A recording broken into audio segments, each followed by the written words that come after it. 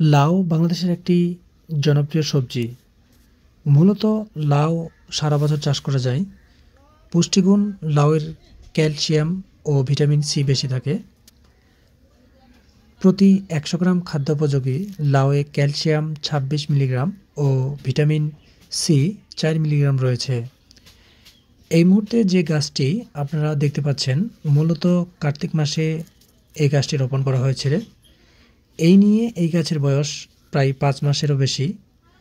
৫ মাস আগে এই গাছটি রোপণ করা হয়েছিল। ঠিক ১৫ দিন আগে এর চারা তৈরি করে নেওয়া হয়েছে। এখন পর্যন্ত প্রায় ২০০ লাউয়ের বেশি হারভেস্ট করা হয়েছে।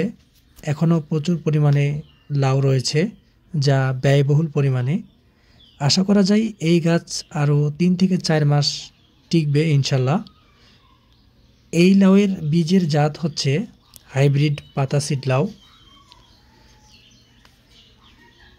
এই গাছের গিটায় গিটায় লাউ রয়েছে, যা ব্যয়বহুল পরিমাণে।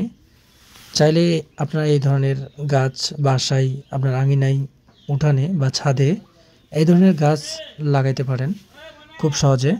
এই গাছ টবের মধ্যেও হবে বা আঙিনার মধ্যেও হবে।